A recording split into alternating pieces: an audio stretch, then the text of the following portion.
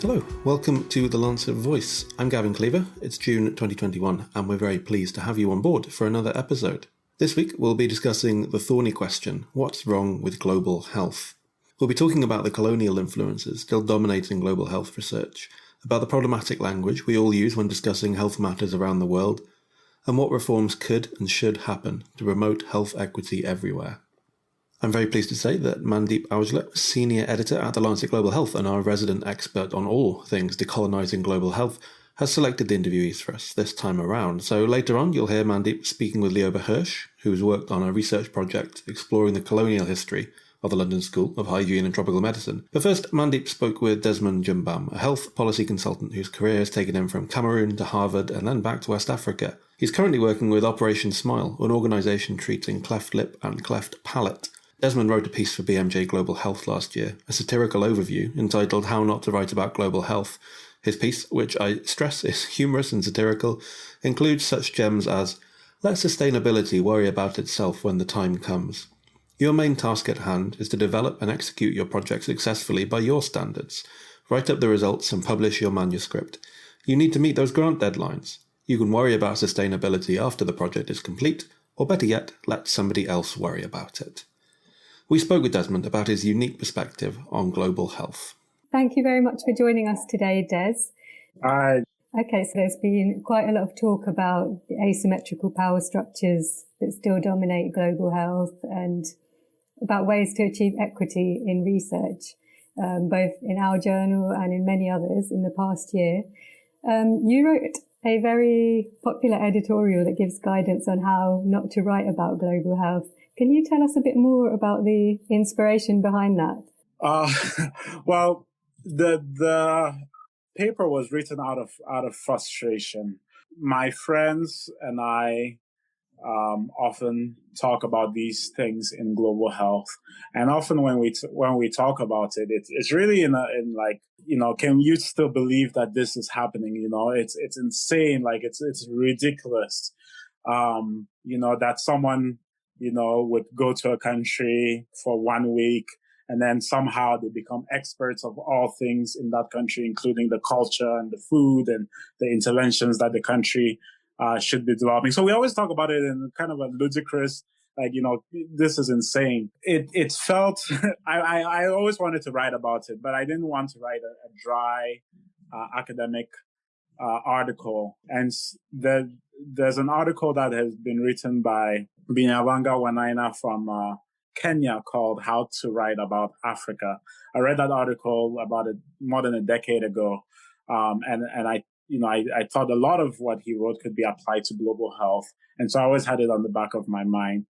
And so about a year and a half ago, I was actually going through a moment of deep crisis myself and deep frustration. And that gave me the energy to be able to really speak my mind about global health, and some of the things that I was observing that were not right and still deeply colonial.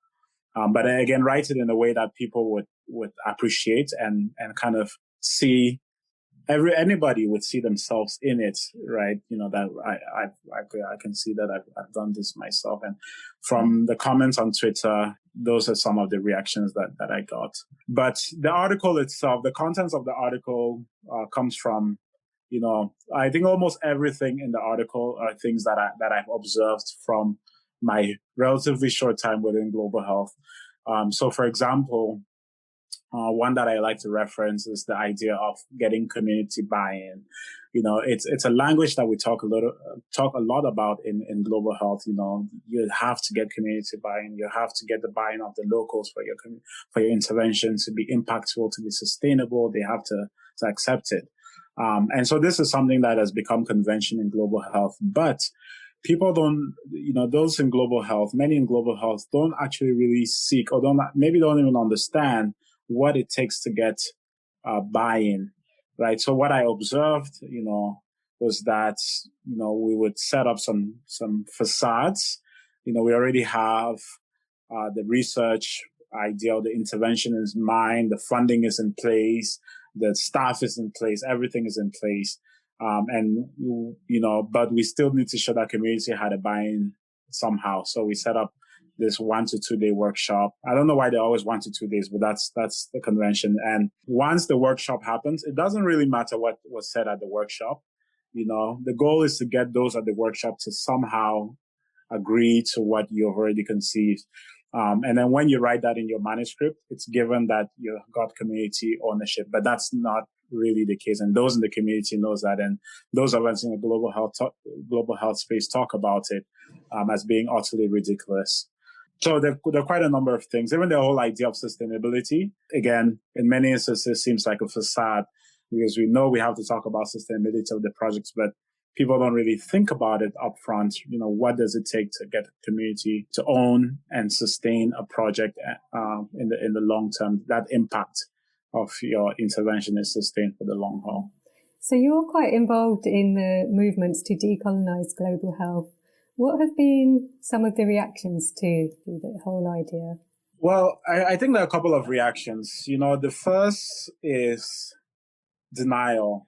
I've noticed some denial, some pushback from those in the NGO space or even in the academic space who say this decolonizing global health thing, it's really just wasting our time. All we want to do is take care of children and take care of these people. We have limited resources. Why are we wasting time on this? And that is very deeply problematic because it perpetuates exactly what the decolonizing global health movement is about. This idea of saviorism, and which ultimately is looking down at a certain group of people as being inferior, and you being the only person that would save them. And so that has been a reaction. Even academics will say, well, we just want to conduct research, good research to generate some evidence that, will have an impact in global health. And the saviorism thing is the issue, but sometimes it's just that those people who are in denial do not listen or do not want to listen to the concerns of the movement and the individuals within the movement. The other response has been acceptance. So, there are those who say, yes, that's great. Let's do something about it. And they rush and they're excited. It could be, because of social media or being political correct or, whatever, or it could be rightfully so. But there is a rush afterward to develop superficial policies, superficial statements on the websites, to bring people on the board or on the leadership, Africans or those from Latin America, or authorships, right? Authorship is another example of this. Just again, so that we're meeting the criteria for inclusion and diversity. But those in these authorship positions, their opinions are not heard. Those in these leadership positions don't have a decision-making capacity. Those statements remain on the websites and not really fully implemented within the policies within the organizations. And so that is a reaction that I've seen. But then there are those who accept and work with those within the movements to listen carefully, to try to understand what these grievances are, and come up with substantial policies for how to decolonize themselves and decolonize their institutions. So those are the three reactions to the movement as I see it so far. What changes do you think would be needed to get to a system where academic global health is truly equitable and there's a real level playing field for everyone? When I give these global health talks, they're quite different depending on the audience. So if I'm giving the talk to students here in Cameroon, I say the onus is on us to decolonize the movement. And this is in parallel to the decolonizing movements of the 40s and the 30s and the 50s. There were African leaders who led the charge, like Kwame Nkrumah, Julius Nyerere. And so the first thing I would say is we from the South need to stand up, speak up, and challenge these power asymmetries, challenge these injustices that do exist. Global health will not decolonize itself. We have to take a stand to it. But I also think those in the North have a role to play as individuals, but also as institutions. As an individual, if you're within your organization and you see that perhaps your supervisor at your university doesn't, really respect his or her collaborators in India, doesn't really take their perspectives into account and has that, then you should also speak up against that, and even within the NGO spaces. So we all need to speak up. We all need to challenge this. University students can challenge their leadership to change policies around the inclusion of students from LMICs within quote unquote global health programs that are arising all over the world that are too expensive for those from the South to be part of. But we all have a stake to play in this. I wouldn't say it's necessarily just something for those of us in the South to fight, but we all within the global health space need to do that. And something that I think everyone needs to consider is what they're willing to lose for this. Because if you're an institution, and there are also power asymmetries between the supervisor and the supervisee or the mentee. And so you need to really consider what you're willing to lose for justice and equity. Those researchers in the South consider, the partnerships that you're willing to let go of that may be beneficial to you as an individual, but detrimental to the goals of global health. That's so true, because so much of this is about power. It is. And I think power is something that is not so easily relinquished. I hear people say those in power need to so easily give up power. I don't think that will so easily happen, right? It was true of when African countries were trying to get their independence, right? We had to fight for the power to be relinquished from the British and the French and, the Belgians and all the colonizers. And so I think it's the same with the global health movement. I think it's naive to say that those in power will just easily relinquish it. It'll be nice if they did, but it's probably more unlikely. So can you talk a bit more about the challenges that you've come across in Tanzania or Rwanda or Cameroon while conducting that research? I have a kind of a unique perspective because while I conduct research in Tanzania or in Ghana or in Madagascar, Cameroon, I am employed I've worked for Harvard, I work for an international NGO based in the US. And so, there's a little bit of privilege that comes with that status of having the Harvard name. But I do, from my experience in Tanzania, I do realize that there are quite a number of challenges that researchers in the low and middle income countries face. For example, and I see this even as I was doing my master's degree as a student at the University of Notre Dame. I, as a student at the University of Notre Dame, had more access to funding opportunities than my colleagues in Zambia, and perhaps not even colleagues, my seniors in Zambia who, are experienced epidemiologists. They would never have access to that kind of funding, right? And so that's a certain privilege that even I, as a Cameroonian who has studied abroad, has. But it's even true of not just me, but any body who is working in the North. Most people working in the North, there's a certain privileged access to funds that's available.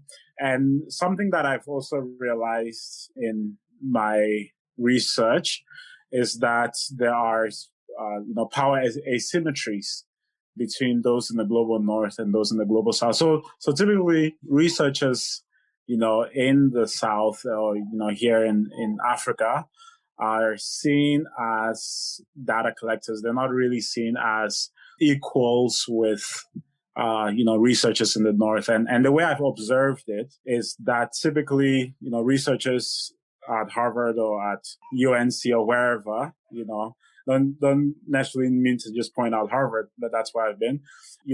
There's a research opportunity that comes in. They have access to even know that this call for proposals have come in.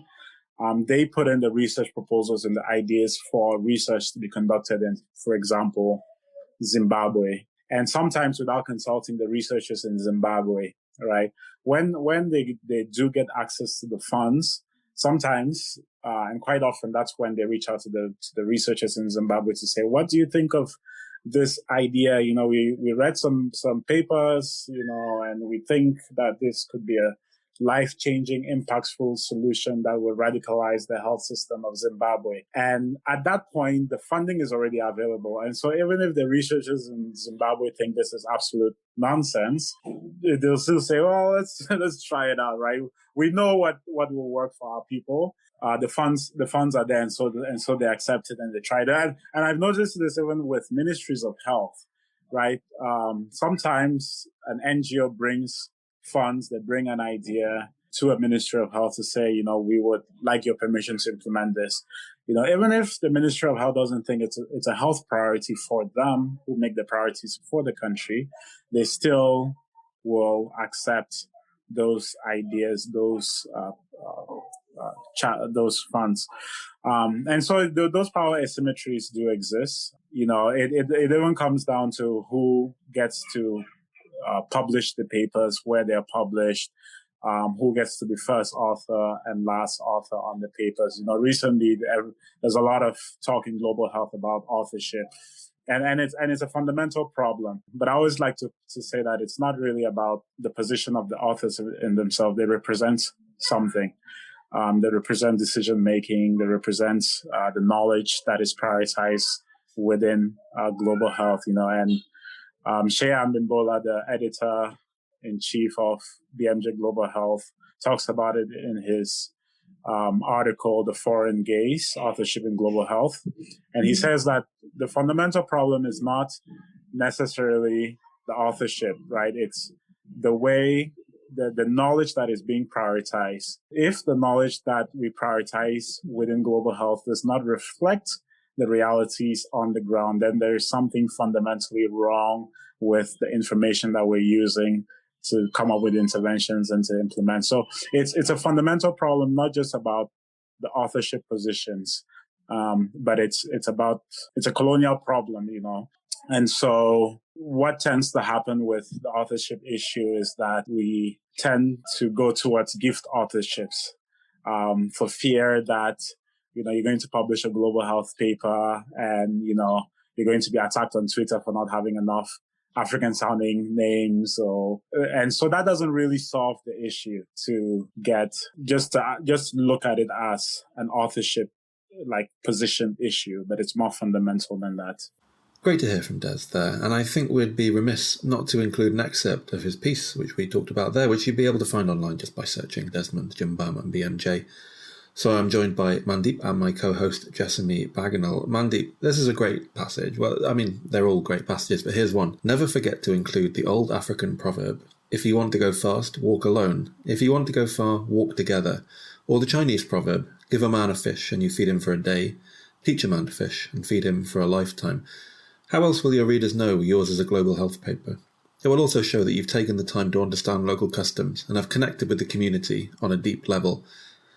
Mandip, it's a really striking use of satire. It was inspired, obviously, by the very famous essay by the Kenyan author Binyavanga Wainaina, who talked about how to write about Africa, which I think was published in 2005, but is still really relevant today.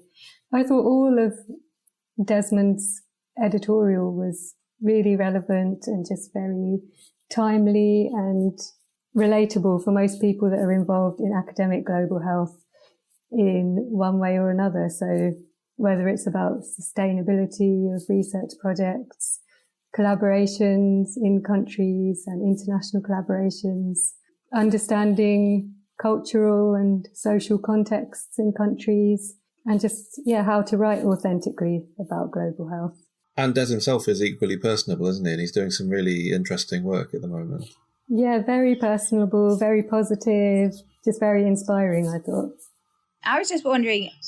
outside of sort of academic global health, these conversations that happen within a particular sect of medicine or, public health between academics, they inform the wider conversation societally. What do you think the lessons are there that we can translate to how we as the UK or more broadly the, European Union or whatever deal and think about global health? I think the overall lessons, even though he takes a really satirical approach, are to be humble. So the importance of humility, to be respectful.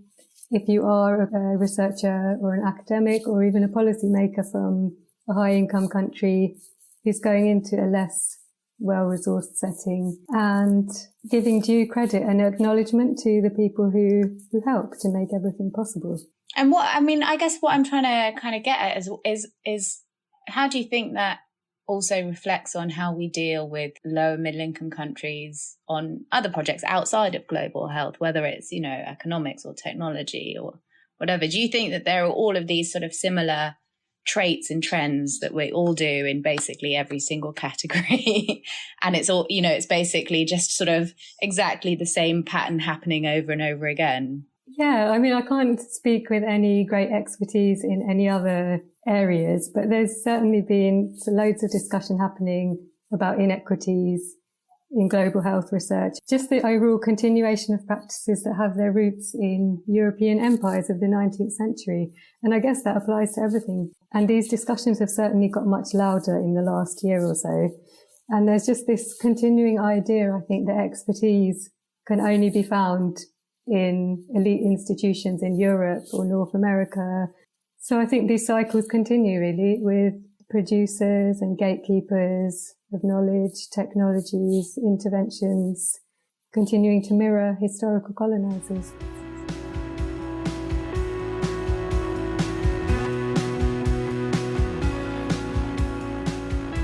Thanks, Mandip. Thanks, Jessamy. And Mandip, we're going to hear you talk now with Lioba Hirsch of Liverpool University, who recently finished a research project looking at the colonial history of LSHTM.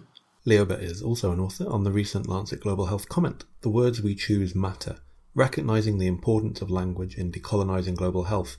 And that's one of 4 comments in this month's issue on the same topic as this podcast, What's Wrong with Global Health. You can read all these comments online now for free at thelancet.com. And here Mandip speaks with Lioba a little bit more about her work and about the problems with global health. Okay, thank you for joining us today, Lioba.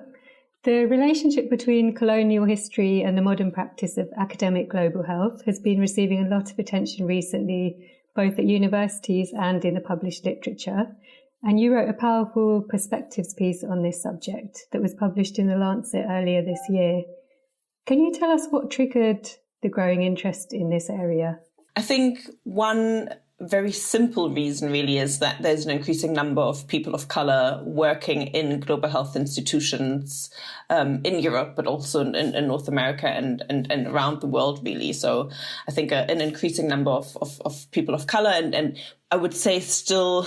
Well, I don't know. Yeah. Well, I was going to say predominantly people of color who grew up in the global north or in high income countries are increasingly infiltrating, if you want to use that word, global health institutions. And I think that brings about a sort of a different perspective that was previously absent in those institutions, because they were largely and still are largely led by white people of European descent who have less experiences with racism, have less experiences with coming from countries that have been colonized by Europe or North America. So I think it's quite a simple thing really, but I think that's a really important shift that leads to these issues around colonial power dynamics and continuing colonialism really, or coloniality, sort of being brought to the forefront and entering discussions.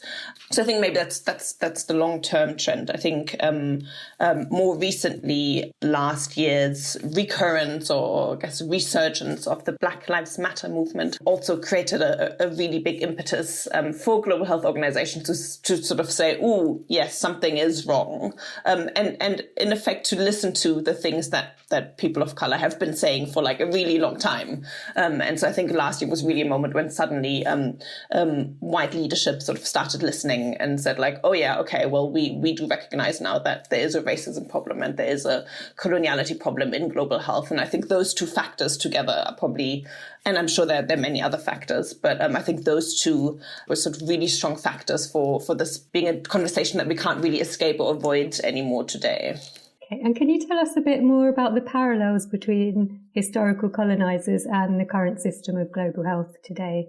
I think there are a variety of continuities and I guess factors that perpetuate colonial inequalities in global health today. So I think what's important to bear in mind is that although formal colonialism ended in a majority of countries between the 1940s and 1960s, especially in Asia and Africa, South America obviously had an earlier wave of independence, economic structures and spheres of influence, of political influence, continued very much after the end of formal colonialism. I think another thing that's important to bear in mind is that colonialism very much, in my opinion, in any case, founded the basis and the foundations of current global health inequalities, in the sense that money that was extracted from colonized countries was not invested in health infrastructures. It was not invested in health education. It really was extracted for economic gains of European countries, and that obviously left a I guess a hole, if you want to call it that, financially, but also in terms of socially, in terms of education, and left those countries, with I would argue a gap in a way. At the same time, indigenous forms of medicine were often discriminated; they were often made illegal by colonial countries. So I think all of those factors led to current global health inequalities, and so I think that's one thing. On the other hand, moving forward from the colonial period, it's important to note that the people who held power during colonialism still hold power in global health today. So a majority of global health institutions are still headquartered in high-income countries. And the Global Health 50/50 report from 2020 illustrate this really nicely. They have some great charts that I would encourage everyone to check out, that really show where power is situated in global health. And it is situated in Europe and in North America, to the extent that if you want to become a global health leader, or if you are a global health leader today, I think 92% of global health leaders today have a degree from a university in the global north. So again, that sort of shows the disparities. Funding is another huge issue. Who decides on funding? Funding decisions and programming decisions and program design are all made in Europe and in North America, and are made about Africa and Asia and South America and the Caribbean to a certain extent. So I think who is included and excluded from global health decision making is really a legacy of colonialism, and that's something that we live with still today, and that people have to deal with on an everyday basis. Okay, so we recognise the weight of history and the impact of colonial legacies on global health today, but what do you think we can do with that knowledge? What's the goal of the movements to decolonise? Yeah, it's a tricky question. Well, I think, and again, I'm aware that other people don't necessarily share this opinion, or I think maybe I'm a little bit of a pessimist in the sense that I don't think that we actually can fully decolonize global health institutions. I don't think that decolonization in itself should be a finite process that we can sort of start and we can tick several boxes and we know, okay, in 5 years we will have achieved that. So I think for all those who sort of are very hopeful that that's what it's all about, I personally don't think that is possible, or that will bring about the change that we really need to see. The decolonizing global health movement is fundamentally about power and about us. That means people who live in high-income countries who have a lot of privilege, who have benefited from colonial legacies, even if only by the power of our passports and how we can move around the world and whether we have to pay international fees or home fees in order to study at very prestigious universities. I think it's about us having to give up our power. And that's really difficult. And that's also a really uncomfortable conversation and of course, position to be in. And I mean, speaking for myself, that's a very uncomfortable thing to consider, right? To say, okay, well, actually, I'm going to take a step back and, hand over. But I think fundamentally, if we want things to change, we need to learn to listen more. And again, that means taking a step back and making room for other voices and other perspectives and other people. It also means that we need to be really critical and self-reflective when it comes to this decolonizing global health movement, because again, it's a movement that I guess whose voices are loudest or are most heard in the global north. And again, I think that's something that we need to critically reflect on. So ultimately, I think decolonizing global health is about a wider variety of perspectives and fundamentally, hopefully, structural change in the sense that funding, program design, program implementation, who is heard and who isn't, who is published and who isn't, need to fundamentally shift away from the, I guess, regions of the world that have held that power for centuries, really. I mean, we can highlight the issue in our pages, but do you think there's more that journals can and should be doing to help promote structural change? Yeah, I think so. I think one really easy, or not easy, but one very straightforward way that journals can act is by accepting a great variety of formats in their publications. I think that I was taught to write a certain way. I think if you've been to LSHTM or Harvard or Oxford or whatever big university that has a lot of power in global health, you have been taught to write in a certain way, and that's the way that will get you published. And I think accepting a greater variety of language or of forms of expression, of formats. So, I mean, peer review is very important, but so are commentaries. And accepting that not everyone has the same access to university libraries and journal articles that are often behind a paywall is something that we need to accept. So I think that, to me, that's an easy way that could encourage and allow more people from a diverse number of backgrounds to be heard, and for us to read about their perspectives again and to learn from them.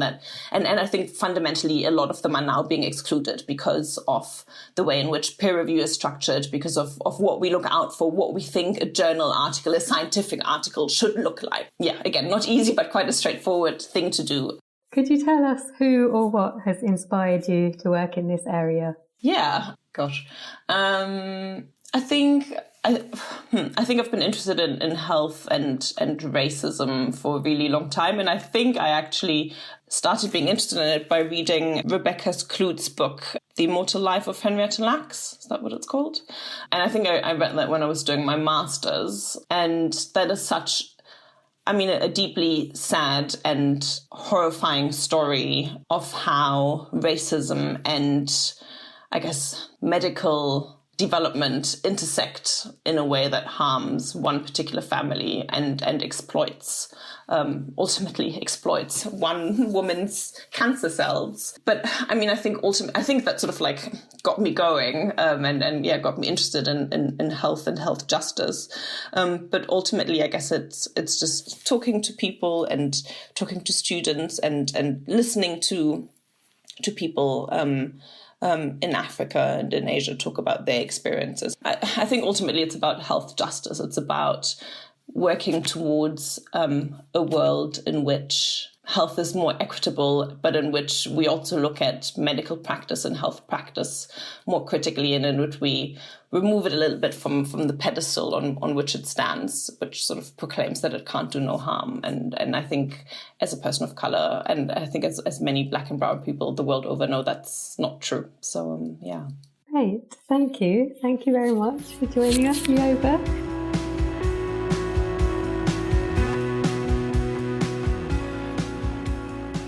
Thanks so much for listening to this episode of the Lancet Voice. We'll be back in a couple of weeks with more stories from the world of health. If you're somehow not subscribed already, you can subscribe to the Lancet Voice wherever you usually get your podcasts. And we look forward to seeing you again next time.